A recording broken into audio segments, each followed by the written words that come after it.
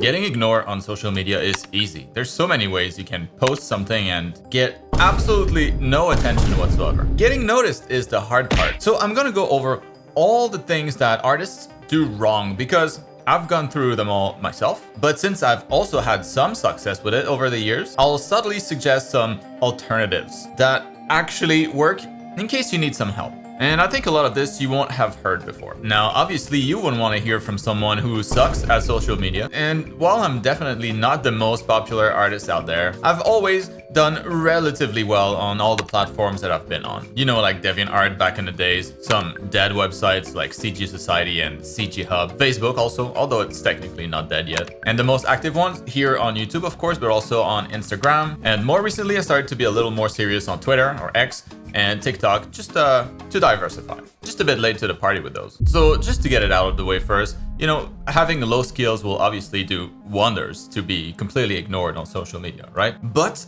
this will surprise many, I'm sure. Your skill will only impact about like 30 to 40% of your account's growth potential. Everything else that I'll mention will account for 60 to 70% of your account's potential. So if you're a complete beginner, of course you can count on being completely ignored. But once you become like clearly better than the average non-artist, it's much less about your skills and much more about everything else. So let's dig in as I work on a new drawing that I'll post on my accounts later in the video to see, you know, like a real example and how well or how poorly it performs. So people care about the art, of course, but generally speaking, they care a lot more about the persona behind the art. So a great way to get ignored on social media will be to never really add any captions to your posts. Like just let the art speak for itself, writing witty captions or sharing some part of your struggles. What you think came out good and what you feel still has a little room for improvement will just give a reason for people to like comment on your post and possibly come back for future posts.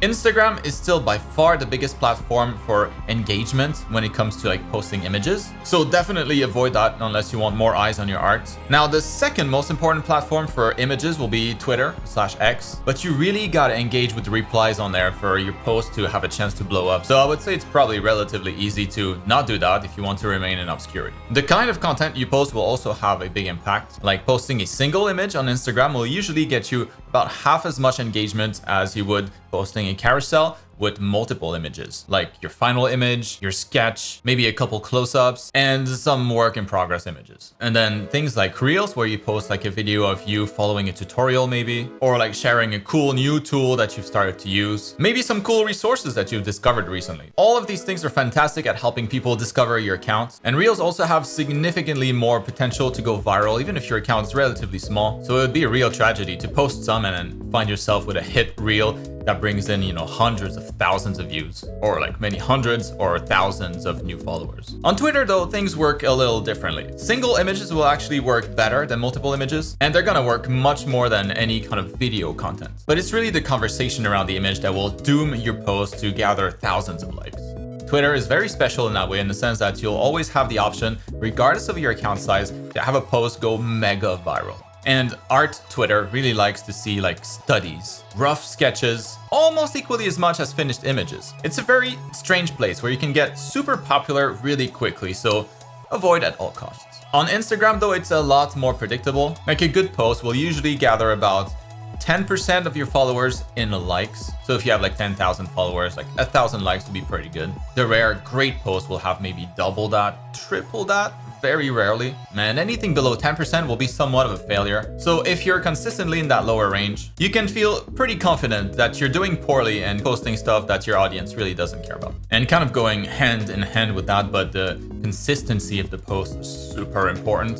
So like posting heavily for a couple of weeks or a couple of months and then taking a long break after that is a fantastic way to kill your account. Posting consistently instead, like between 2 to 4 times a week without fail and almost never taking a break, is what successful accounts do. That's really the only way to grow a large account, so it shouldn't be a problem for most people to avoid doing that. Unless, of course, you're weird and you want to gain more followers. And it's good to consider the time of the day that you're posting too. Most people in your time zone will be most active between like 8 to 11 a.m.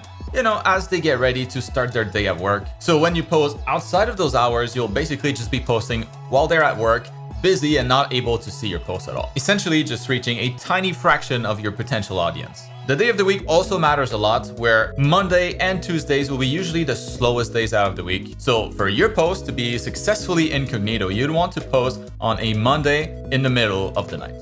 Oh, one more thing when it comes to the content you post, but boring art is super common, so that would be the perfect thing to post if you want to blend in and disappear in a crowd like an assassin. And really, regardless of what you're posting, original art, fan art like what I'm working on here, neither will work if they're the same as what's out there already. Unless, and you gotta be careful here, unless it's really well done. Or unless the show or the game that it's based on is at its peak popularity. So basically just doing one-to-one copies of anything that exists already will rarely work, but do a fan art with a unique twist or a unique style and you'll often watch in horror as your account rakes in a ton of new followers. Oh, but then there's the actual like art trends. You know, like the art community challenges. Those are probably amongst the biggest culprits at making your account grow. Trending hashtags like Portfolio Day, Inktober, draw this in your style, or some of my own hashtags like learn to draw in 30 days or learn to draw in 1 year. It's really hard to avoid attention when you're consistently participating in those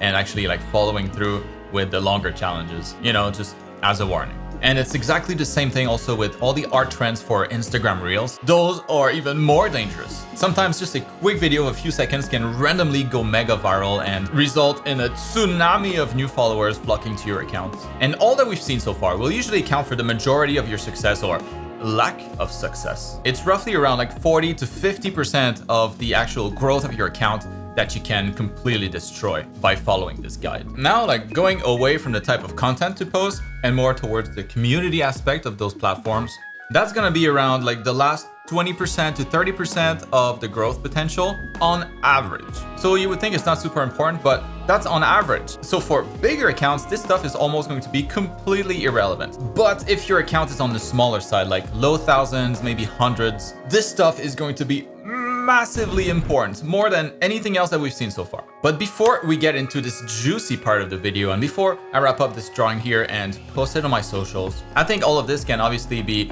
kind of a bummer for a lot of people to have to manage all of this stuff. But the most fun is always to work on your art and see how well you're progressing over time. And there's no better way to improve as fast as possible than with the sponsor of this video, myself.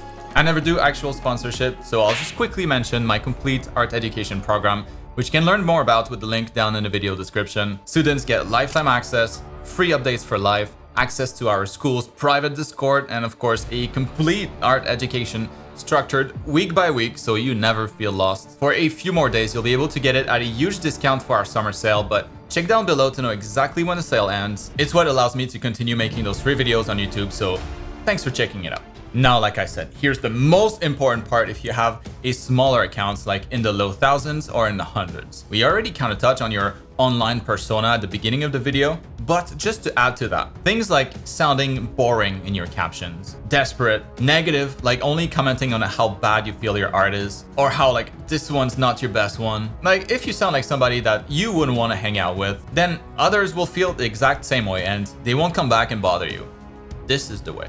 Like it would be a no-brainer to never reply to comments, especially soon after posting, where the algorithms usually put a lot more weight and importance on those few comments to decide if they're gonna spread it out to a lot more people or not. And also, certainly don't do what I've always done when joining a new platform, like going out of my way to leave as many comments as possible on as many accounts as I can, following everybody I come across that are relatively similar in terms of skills or better, and generally being super proactive, putting my name out there until my account grows enough that people start finding me on their own. Because think about it, for every nice comment or like question that you leave on somebody else's post, you leave a breadcrumb. An opportunity for somebody out there to see your name in that comment section and potentially click on it, landing them on your profile. A devastating result if you want to remain unknown. Even if you think your art is not that good, you should not underestimate how effective this is at gaining new followers in the earlier stage of your account. Even if you think there's no way anyone would follow you, there's always going to be thousands of people that are not quite as good as you yet and who might find it worthwhile to follow along your art journey, you know, if you're like a little too likable. Don't give these people a reason to follow you. Now, I think I don't need to mention this, but this whole video was sarcastic, but everything that I covered should be those things that will have the greatest